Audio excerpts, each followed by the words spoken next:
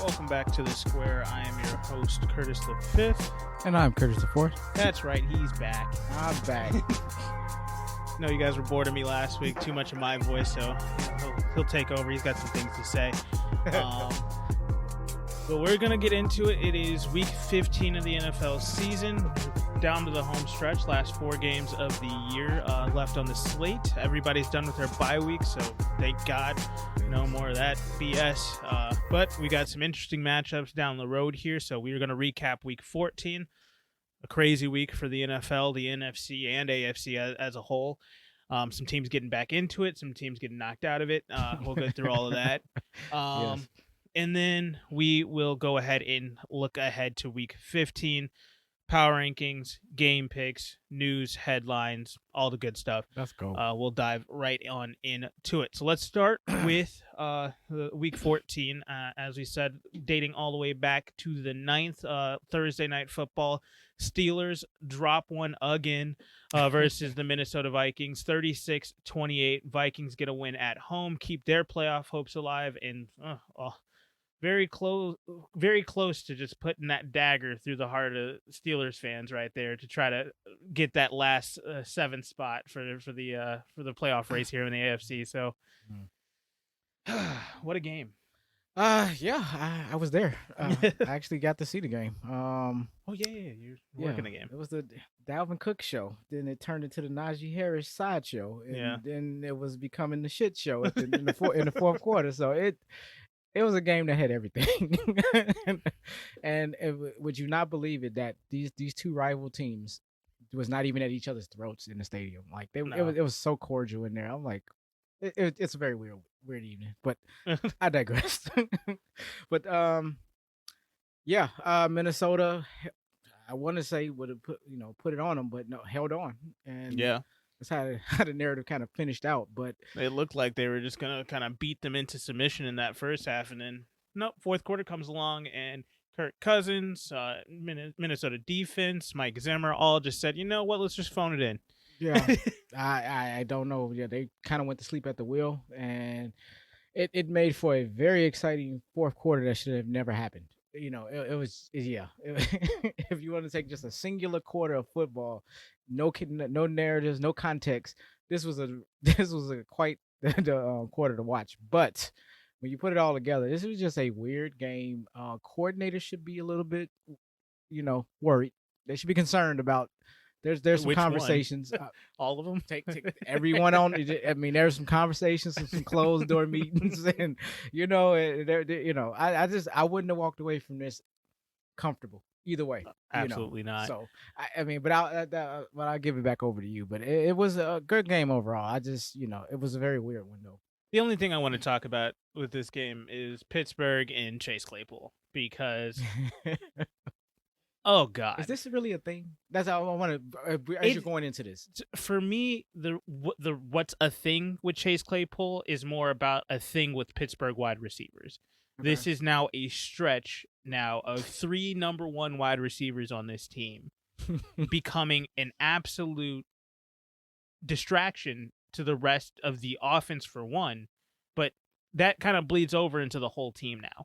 Gotcha. And for a team that prides itself on being able to find that talent at the wide receiver position, for some reason, and I think this is where we can get into the talks of Mike Tomlin maybe losing his job, because how can you not get a grip to get this one wide receiver or any wide receiver for the last almost decade to understand critical moments? I don't give a damn about your ego. Right. We are trying to win football games. I've never been under 500. And if you risk that for me, you can get the hell out. Right.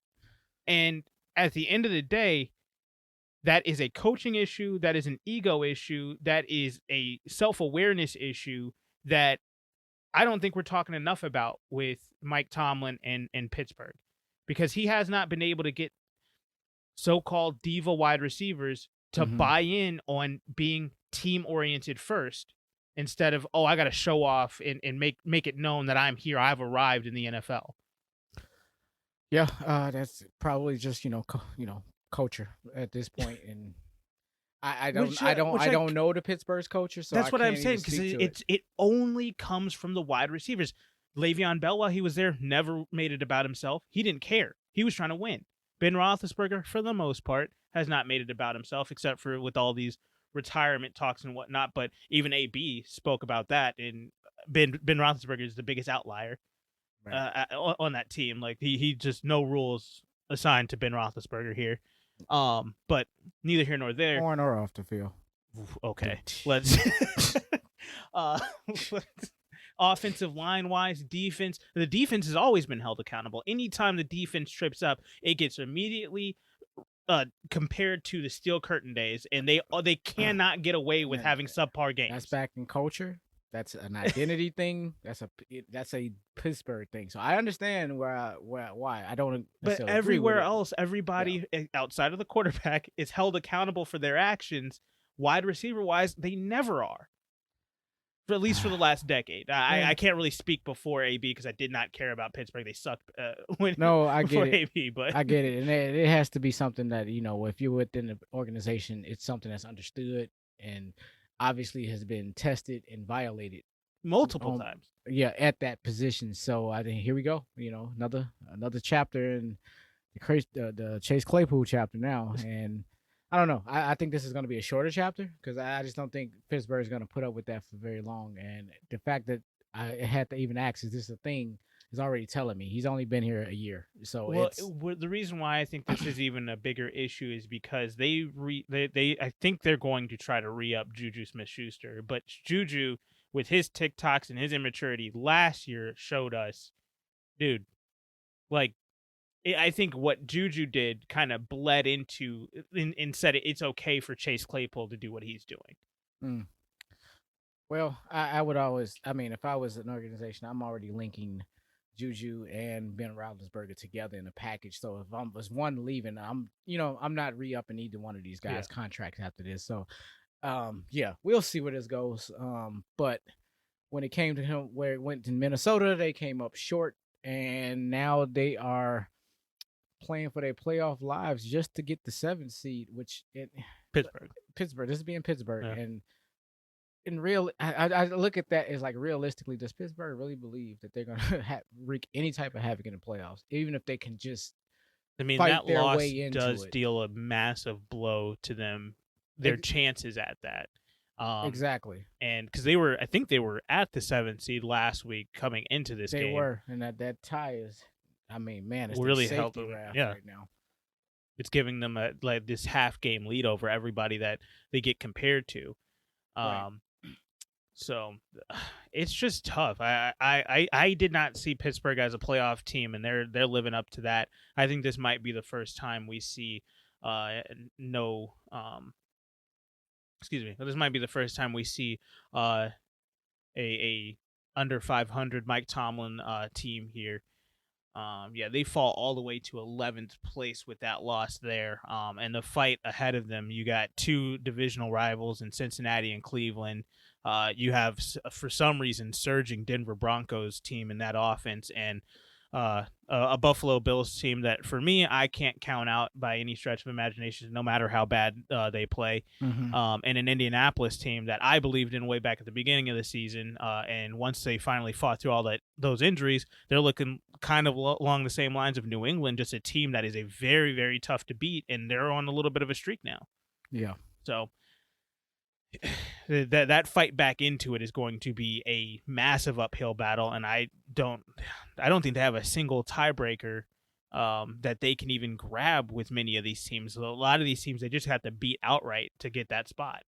And that's what it's going to come down to. But not coming as a surprise. I know it's the final 4 weeks, and we just kind of giving it, okay, this is the situation. But realistically, I don't even think this scenario is going to play itself out. But I just want to come, spoiler alert, I don't feel Pittsburgh is going to make the playoffs. I don't think they don't even feel like push. A playoff team. And not at all. Even when you're like comparing them to now a Cincinnati team that's injured and falling, I don't even trust them to beat Cincinnati again. Well, they can't because they lost them twice. They got swept. Yes, and that's what I'm saying. Cincinnati, bubble team.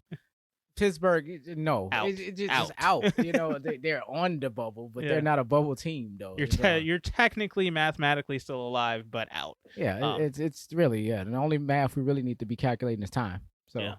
Well, let's talk Sunday football then. Yes. Let's start with a kind of tale of two halves game with the Browns versus the Ravens. A Lamar Jackson injury, he goes down, and we get to see Trace Huntley again. Is that his name? Trace Huntley comes out there, tries to lead him back and win a game. Tyler Huntley, whatever. Trace, whatever. Not going to see him next year. So just a matter of the Browns came out and they finally put together a first half worth fighting for. But this is what I was talking about at the beginning of the season. Mm-hmm. This is a team that does not know how to finish games, and they come out in the second half. How do you not score a single second half point? Yeah, I don't. This welcome to Cleveland. That's all I. I mean, they are still 7-6. You won the game. Proud of you. No. 24-22. I just got to get that in there. Browns, you got the win. Yes, it's this aura of Cleveland in the last 40 years. It's just been like, here they go. It's slowly unraveling this time. Not so much the bottom fell out, but yeah, they held on for this one. And I'm like, yeah, they won the game, but it's one of those. Yeah, he beat me, but I didn't win. Type situation. I guess my question would be, do you think this could be attributed to Lamar Jackson goes down? They just did not have a game plan for Huntley whatsoever. And Huntley just kind of caught him by surprise because he has his own package that they just did not prepare for this week.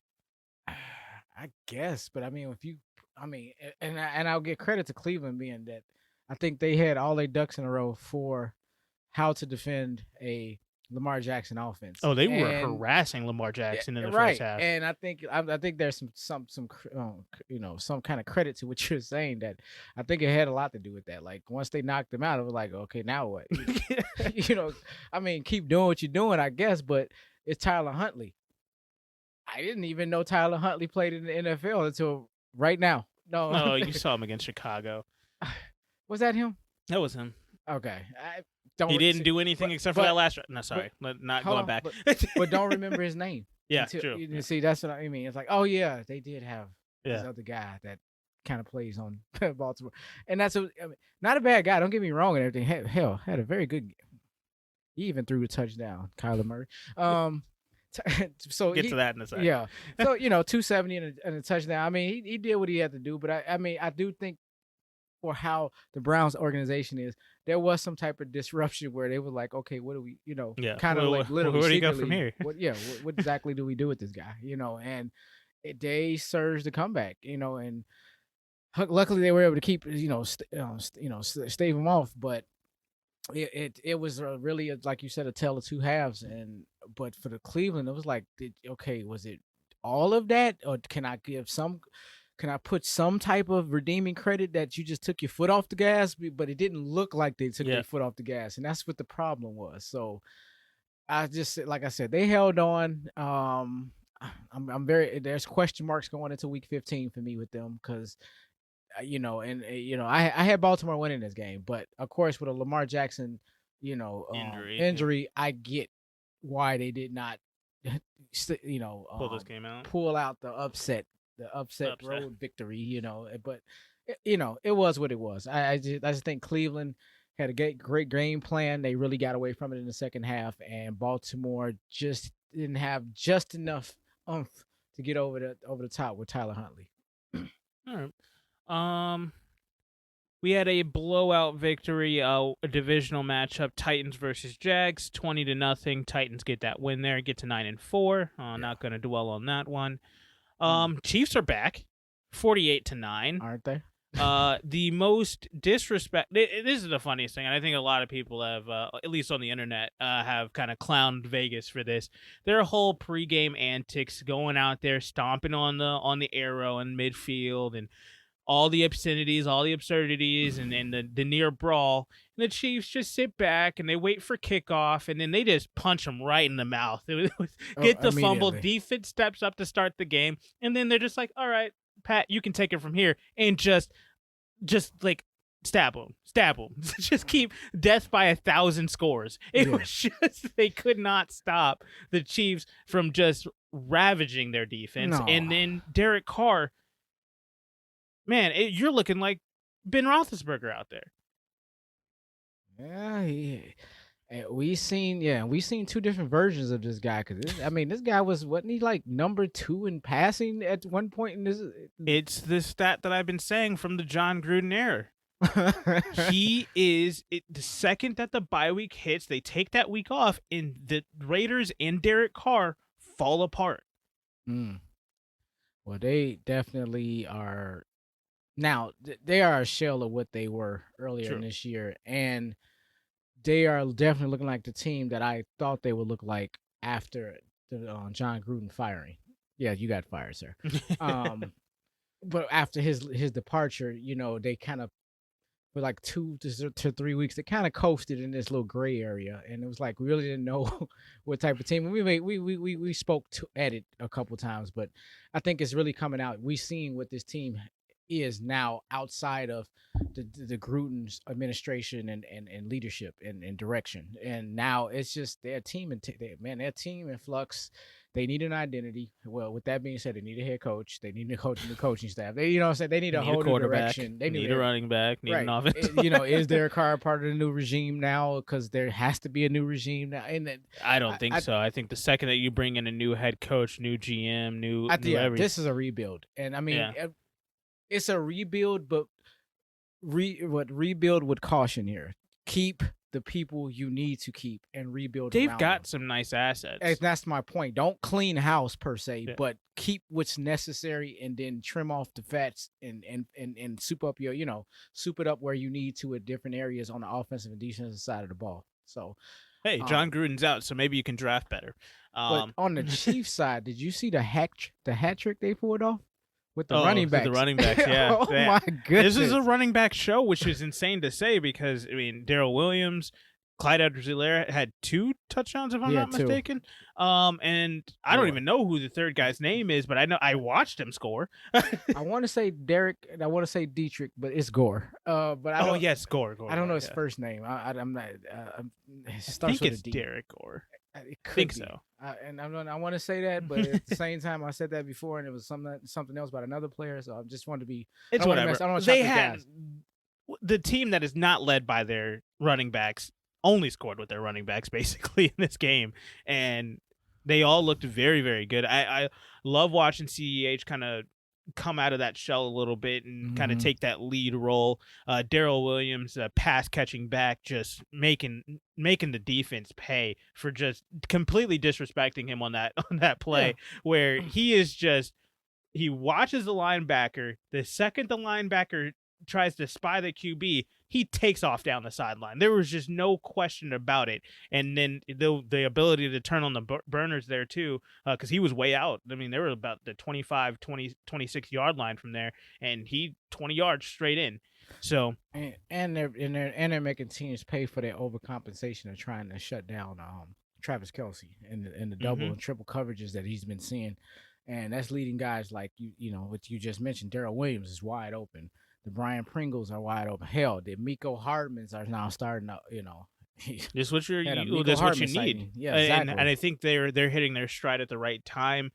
They've been just quietly on a 6-game winning streak at this point, and they just keep on rolling. And this was just like statement. First of all, you don't come in our house and disrespect us. We are going to, as you were alluding to earlier on this here, they don't typically get up for home games. No, they got up for this one. They felt disrespected and slighted by the Raiders. In fact, first off, that they're a divisional rival in the first place, but then you also come in and step on our arrow. No, we're not going to have that. And they got up for that game, and boom, it was not a pretty sighting for the Raiders. So that's a wrap there. The Chiefs continue to grow back into that Super Bowl caliber shell there, and they're right up there in the AFC picture. They're tied for first place. I think they're out on a couple of tiebreakers, but they're going to be competing for this AFC title if they continue to let the defense chemistry come together and that offense continues to take care of the ball for one, but then 2, be more efficient in the offense and continue to grow that, there's no stopping this team. No, and most importantly, for the success of this team during this 6-game stretch has been, man, the resurgence of and some relevancy of their defense. Yeah. And I don't know if they don't have one of the top defenses. They don't even have a shutdown defense, but they've been top 10 for the last 6 weeks. You put it, in a very small sample size. They learn how to put it together in a vacuum, to be more accurate. but yeah, and now I'm excited because I'm like, hell, that's the defense I remember that won the Super Bowl. So it was just one that showed up when they needed to show up. So, and at this point, obviously on the defensive side, I think they figured some things out, and now they're starting to roll, and they look good on both sides of the ball now. And that was something that was lacking earlier in the year. For sure. Now the Saints get a road win, 30-9, a nice little blowout victory to stop that skid there. Not impressed with that one, were you? The game sucked. The game just sucked. I don't even care the fact that I lost the pick. It just the game was horrible. We'll get into that later. I just thought, let's move on. Cowboys, though, 27-20, they tried to give this game away. As I feel like this is again kind of the same thing from the game we were talking about earlier with the Ravens and the Browns. Mm-hmm. Quarterback goes down, they just forget. They just don't know what to do with this new game plan, and Kyle Allen tries to lead them back to victory. But 27-20, Cowboys win a very tough divisional game, and they get to that 9-4 record. And they're definitely going to try to make that push here to shut out the rest of this this division to just win it, lock in their playoff spot, and then get healthy before the playoffs is kind of what I read into this. It was what I seen was one of those gritty division rival games. It was just one of those ugly football. But I mean, was it really a question of both offensive run games getting shut down, or just both run games just couldn't get going? It just was a struggle with these two teams, and just back and forth for basically most of the game. It just was, just gritty football. And it was. I know the gritty. I don't say it in the sentiment of good. Yeah, it just was not good football to watch, and it had these moments where you thought it was gonna turn, and it just kept not happening. And so the only thing I did is I turned to change station. Thank goodness there was a doubleheader on, because I could not. It was bad football. This is one of the ones I couldn't stomach. But there's, for me, the divisional games, when you see bad football in a divisional game, I do tend to just say, I want to see them in a regular, just straight up. I get game. It's just in that moment for 3 hours. I'm like, do I really want to commit 3 hours myself to this? Yeah, just I didn't really want to, but of course, when you have fantasy aspirations, this is one of those games where I'm like, I got people all throughout both sides of the ball. I'm like, it was forcing me to watch this, and I was just, but there was nothing to watch because there was no production anywhere, nowhere that could be found, but wherever the production was, guess what? Those were my opponents every single time. And I'm like somewhere in one of those leagues, and it was just freaking 3 hours of torture. I like it. And why you gotta trim the fat on your fantasy? Why was it the last 12 o'clock game to get done? It was a slugfest. It just dragged on. It was like, oh my gosh, like this game would not end. That's all of my take for this game. It just, it was just gritty, ugly football. I get it. Divisional rival. That was not a game I wanted to actually physically watch, though. Yeah. Well, same thing, same sentiment I had about this Falcons-Panthers game. Falcons pull it out 29-21. Cam's done. Cam is done. I think it should have been. Yes, I agree. I agree. Yes. I kind of, as I told you, I had got excited about the whole Cam came back, the aura. Yeah. He just stepped in and just right where he left off, and it was no game script, and that was fine. But after last week's game, I realized that something's wrong here. And then of course they play Atlanta, and and I just had a feeling Atlanta was just going to be a little bit too much for him, and it became true. And even add further insult to injury, Cam gets pulled. Yeah, got benched. I think it was before the half, if I'm not mistaken. It was before halftime. I don't remember. I just know the game.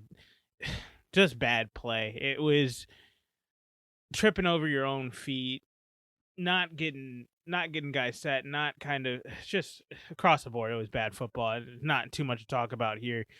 Falcons try to keep their playoff hopes alive here with this. Panthers are theoretically done. They still mathematically can get in, but 5-8 uphill battle. You still got the defending Super Bowl champions in your division. Give it up. You're done. Just phone it in and see what you can do next year. Darnold coming back or something that I don't know about? Darnold he has to come back next year because no. I'm talking about this year. Is he coming back to play these last few weeks to save the day to get them into the playoffs? Or I don't think they can. Regardless, it's just you got to.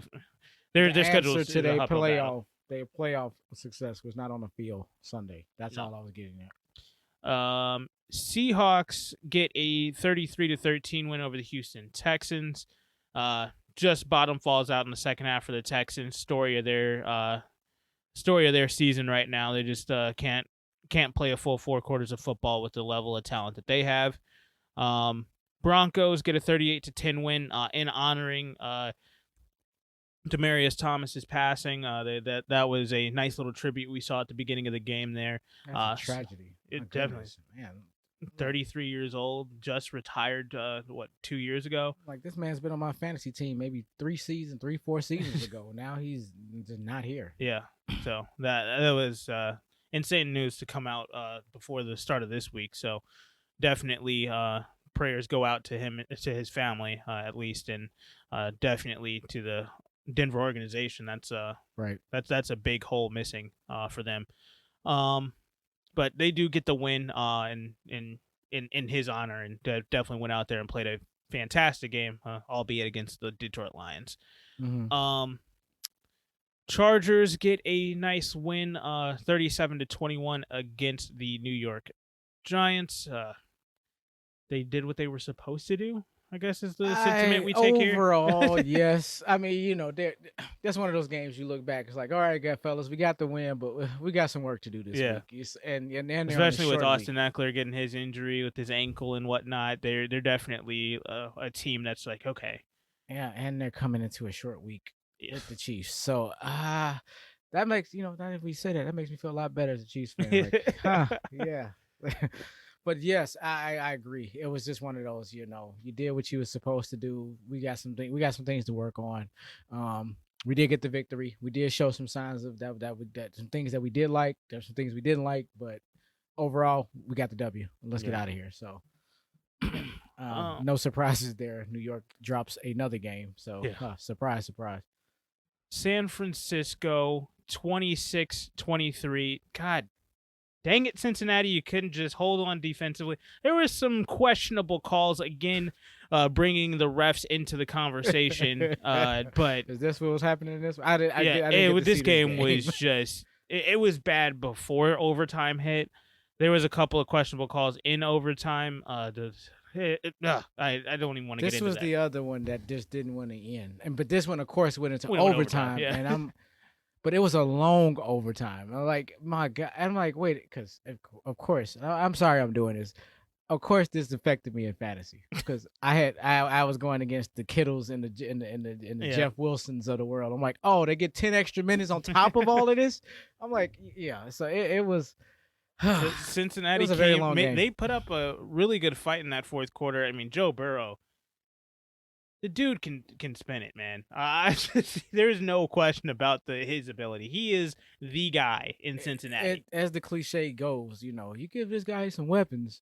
You give this guy an offensive line. Then this is what I was saying at the beginning of the year.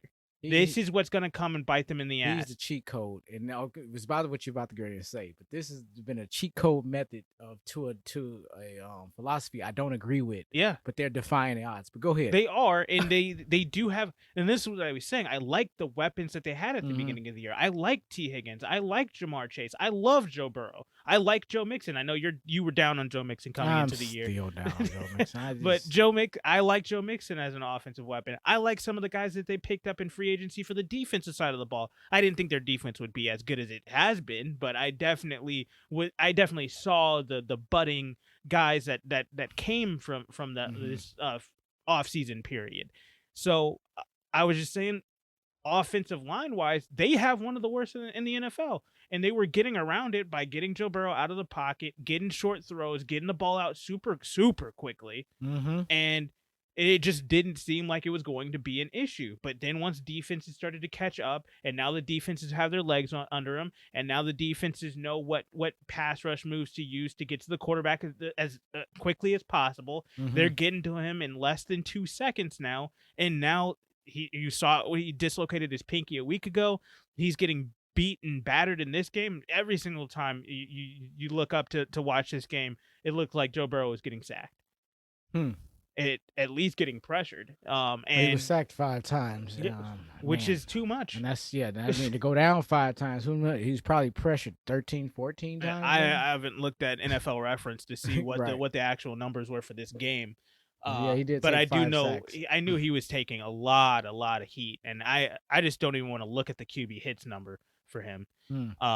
But regardless, this is what I was thinking was going to be happening at the beginning of the year. Right. For them, more power to you for getting around it at the beginning of the year and taking advantage of the slow defense at the beginning of the year. But this is what's going to stop them, in my opinion, from making it to the playoffs. This is what's going to make them one of those bubble teams that right now they're at 9. And when you've got guys within your division like TJ Watt, guys like in your division like Myles Garrett, and the plethora of just guys that Baltimore has, like, this is not going to go the way that you want if you don't fix this offensive line. If they want to be true contenders and to put Pittsburgh to bed, to try to upset Cleveland and even upset Baltimore at this point, right.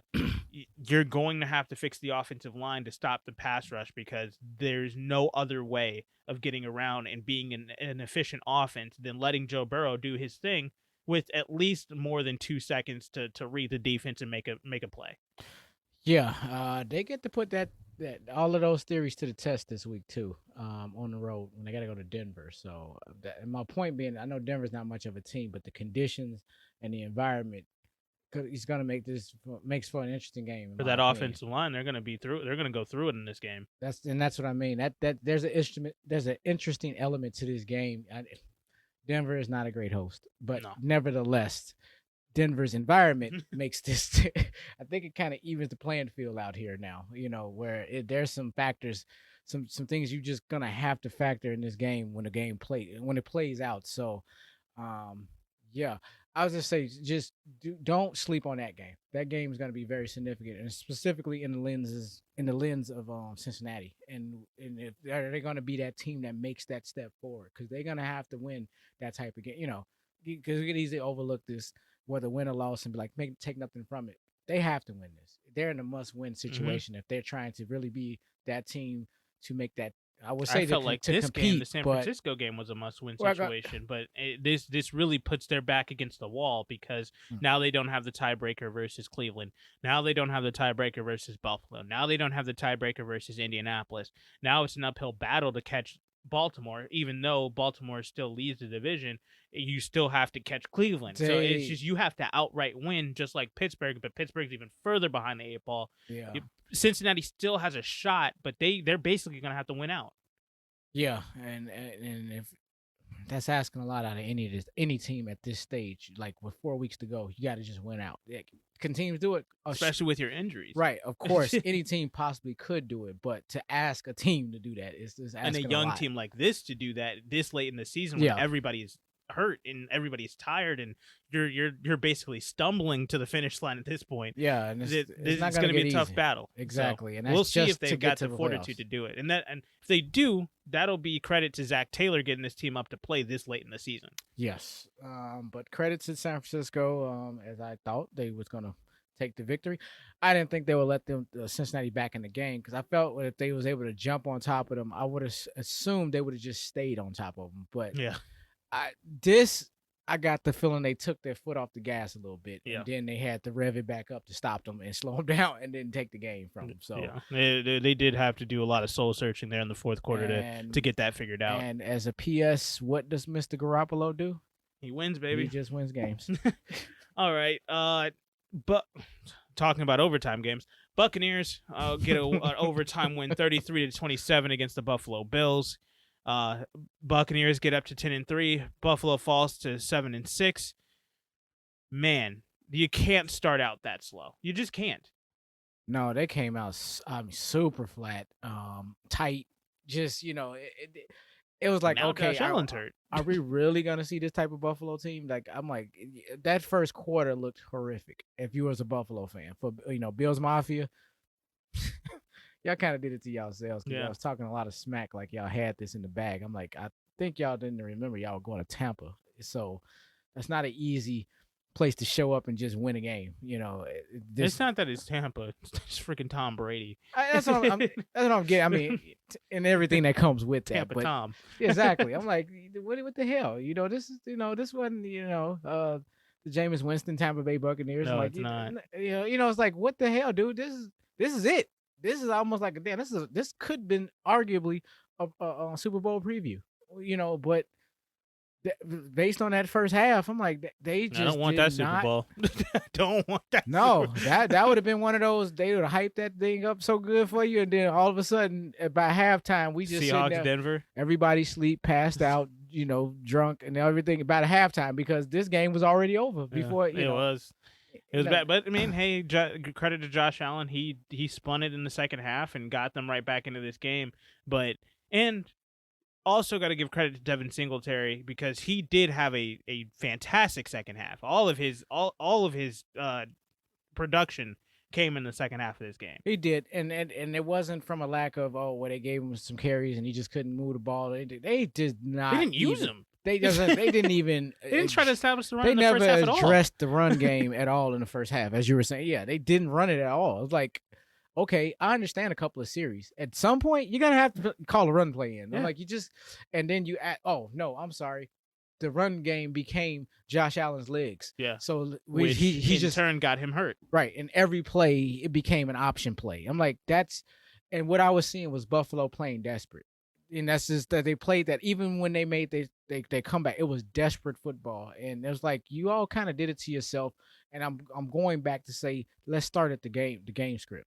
That was a horrible game script that you came out with. You cannot have a powerhouse team like this and think you're going to soar and defy the odds of the NFL statistically with no run game. Go ahead. You got it. If that's going to be the game plan to just not use.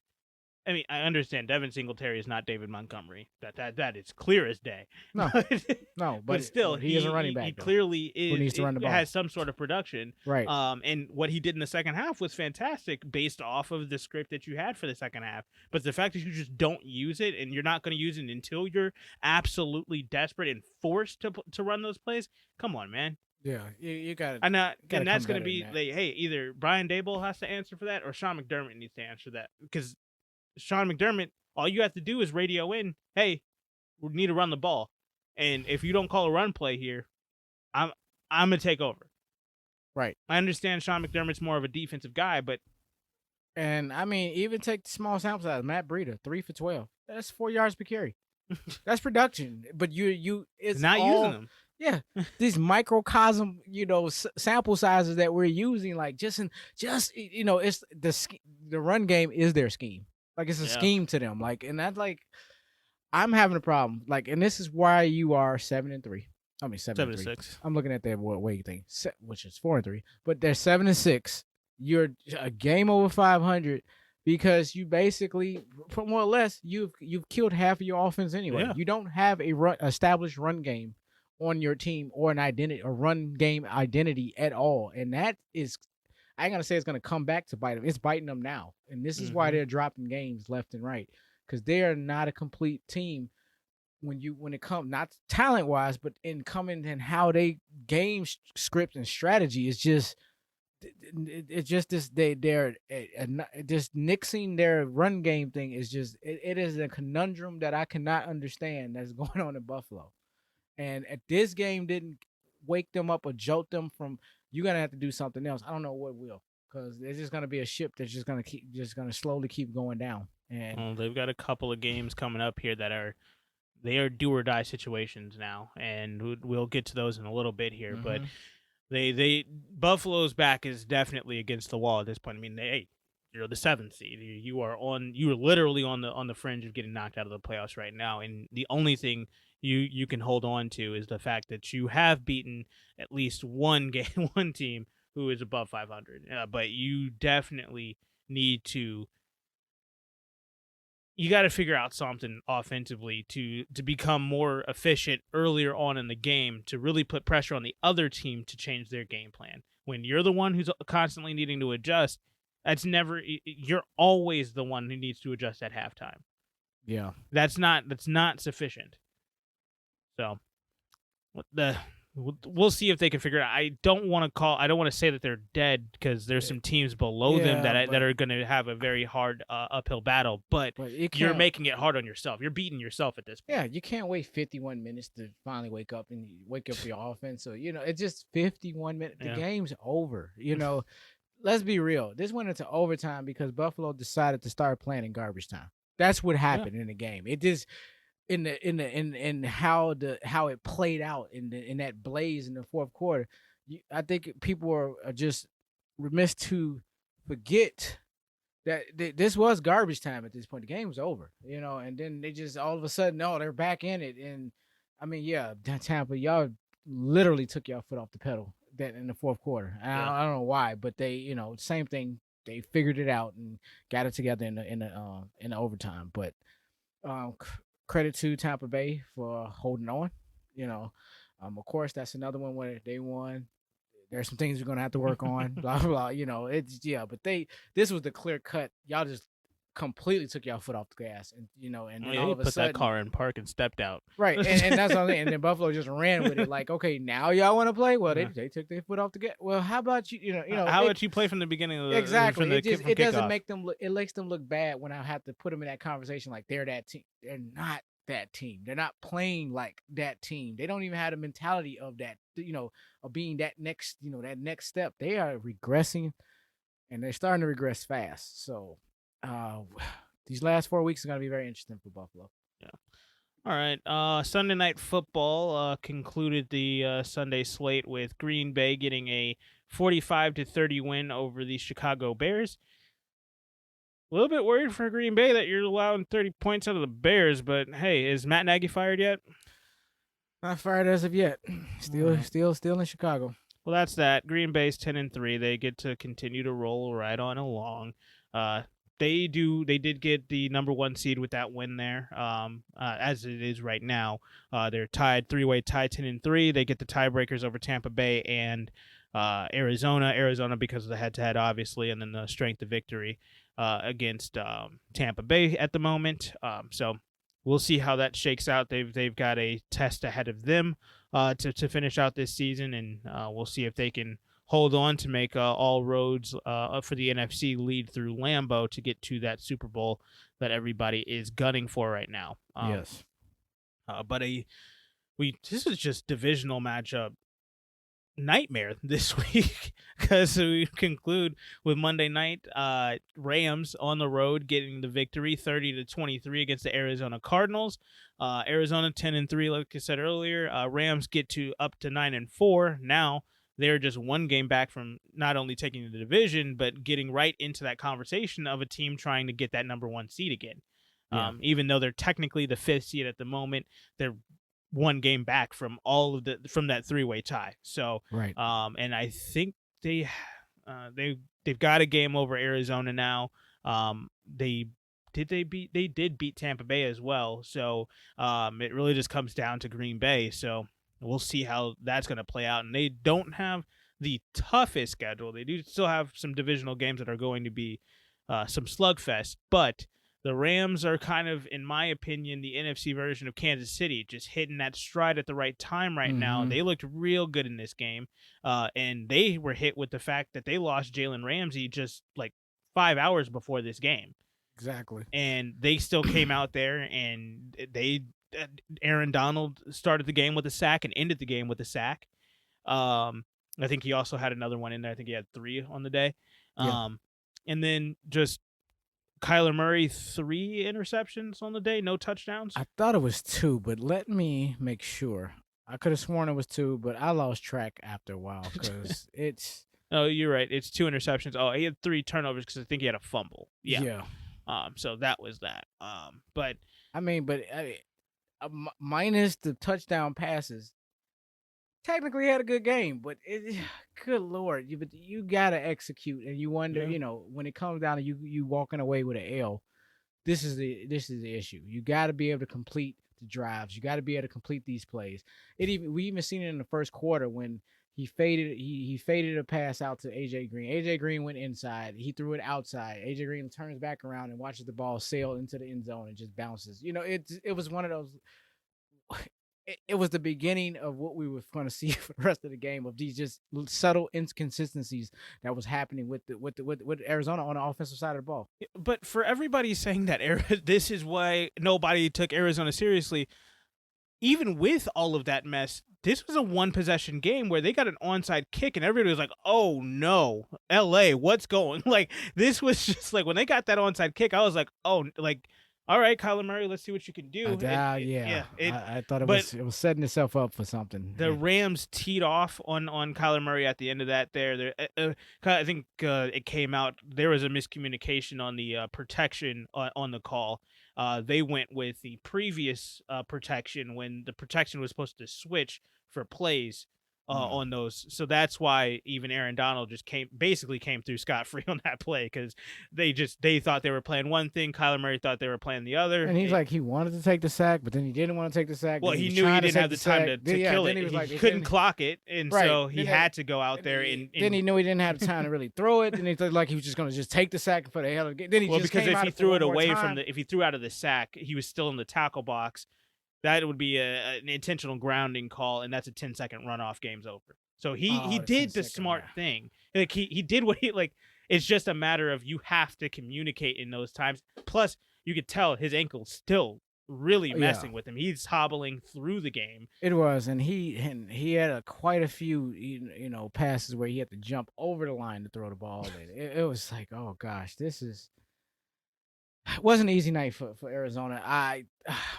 If they could have capitalized again, I think more so early in the game, back in the first half, I don't think it would have been so much pressure on them in the second half. They just allowed themselves to fall too far of a deficit, and then they had to play this kind of frantic ball with time expiring, basically. And so overall, nevertheless, as an NFL fan, I was so entertained. I mean, am I entertained? Yes. This guy right here was in, even though it was killing me in the fantasy, but nevertheless, no, it was a great game. It wasn't sloppy football. This was good defense. It was good plays by the offense. The offensive adjustments were fantastic on both sides of the ball. They played in this. It honestly felt like a chess match between Cliff Kingsbury and Sean McVay, and genius boy Sean McVay came out on top with this game at the end.